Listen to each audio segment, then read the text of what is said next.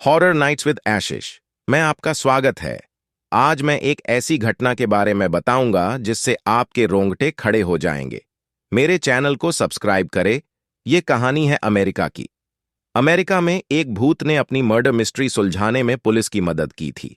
ये घटना अमेरिका के वेस्ट वर्जीनिया राज्य में ग्रामीण क्षेत्र ग्रीन बियर काउंटी में आज से करीब 124 साल पहले घटी थी।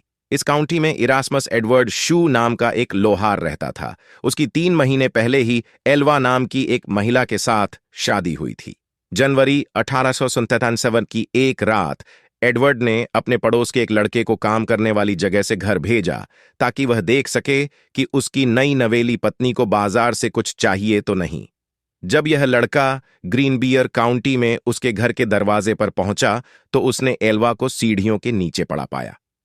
एक पल के लिए वह लड़का ठिठक गया। उसे समझ नहीं आ रहा था कि वह क्या करे। उसने एल्वा को सीधा किया और चेक करने की कोशिश की कि आखिर हुआ क्या है। एल्वा का सिर एक तरफ झुका हुआ था। पहले तो उसे लगा कि एल्वा शायद सो रही हैं। वह चुपचाप उनकी ओर बढ़ा और मिसेस शू कहकर उन्हें जगाने की कोशिश की। कोई जवाब न मिलने पर वह घबराकर वहां से दूर चला गया और अपनी मां को इस बारे में बताया। पड़ोस में ही रहने वाली उस लड़के की मां ने एल्वा को बेसुध पड़ा देख स्थानीय डॉक्टर और सरकारी अधिकारी जॉर्ज डब्ल्यू कन्नप को बुलाया। सूचना देने के लगभग 1 घंटे तक कन्नप घटनास्थल पर नहीं पहुंचे, लेकिन तब तक एडवर्ड शू वहां पहुंच चुका था। वह अपनी पत्नी के शव को वहां से उठाकर बेडरूम में लेकर गया। उसे नहलाया, कपड़े पहनाए और बिस्तर पर लिटा दिया। उसने अपनी पत्नी के मृत शरीर को एक ऊंचे कॉलर वाले कपड़े पहनाकर दफनाने के लिए तैयार किया और उसके चेहरे पर पर्दा डाल दिया। इस दौरान सरकारी अधिकारी और मौत के मामलों को देखने वाले स्थानीय डॉक्टर जॉर्ज डब्ल्यू कन्नप भी पहुंच गए। उन्होंने मृतक महिला के शरीर की जांच शुरू कर दी।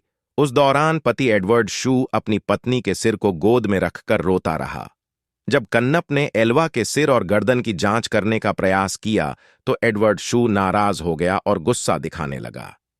कन्नप शू को नाराज नहीं करना चाहते थे, इसलिए वे चुपचाप वहां से चले गए। उन्होंने एल्वा के बाकी शरीर की जांच के दौरान कुछ भी गलत नहीं पाया था। कन्नप कुछ हफ्ते पहले के एल्वा का इलाज भी कर रहे थे, इसलिए उन्होंने मृत्यु के कारण को अचानक आई बेहोशी करार दिया। उन्होंने बाद में इसे गर्भावस्था से जुड़ी परेशानियों से जोड़ दिया। एल्वा के शरीर को लिटिल सेवेल माउंटेन के उसके बचपन के घर ले जाया गया और दफनाया गया। ताबूत में भी एल्वा के सिर और गर्दन को शू ने किसी और को न तो छूने दिया और न ही देखने दिया। हालांकि उसके इस अजीब व्यवहार को लेकर वहां मौजूद लोगों में कोई शक नहीं पैदा हुआ। एल्वा की मां मैरी जेन हीस्टर को छोड़कर हर कोई इस मौत को प्राकृतिक मान रहा था। वह शू को कभी पसंद नहीं करती थीं और उन्हें बिना सबूत के भी यह यकीन हो गया था कि शू ने ही उसकी बेटी की हत्या कर दी है। पर बड़ी बात यह थी कि सिर्फ एल्वा ही बता सकती थी कि उसके साथ क्या हुआ था। ऐसे में मैरी जेन हीस्टर ने एल्वा की आत्मा से बात करने का फैसला किया। उन्होंने आत्मा को बुलाने के लिए कई विशेष पूजा और प्रार्थनाएं शुरू कर दीं। कई हफ्तों तक सुबह शाम हीस्टर ने दावा किया कि उसकी बेटी उसे अपनी कहानी बताने के लिए लगातार 4 रात सपने में दिखाई दी। उन्होंने कहा कि आत्मा पहले एक उज्ज्वल प्रकाश के रूप में प्रकट हुई, धीरे धीरे एक मानव रूप लेकर अपनी कहानी बताने लगी। इस दौरान पूरा कमरा ठंड से भर जाता था। लगातार 4 दिनों तक एल्वा की आत्मा ने अपनी मां को सपने के जरिए पूरी कहानी शुरू की। एल्वा के भूत ने उसकी मां के सामने कबूल किया कि शू ने उसके साथ क्रूरता की और दुर्व्यवहार किया। एक रात जब एल्वा ने रात को खाने में मीट नहीं बनाया तो उसने एल्वा पर हमला कर दिया और मारपीट की। शू ने मारपीट के दौरान एल्वा की गर्दन तोड़ दी थी, जिसके बाद एल्वा के भूत ने अपना सिर पूरी तरह से पीछे घुमाया और वहां से चली गई। इस घटना के बाद एल्वा की मां पब्लिक प्रोसिक्यूटर जॉन प्रेस्टन के पास गई और मामले को फिर से खोलने की अपील की।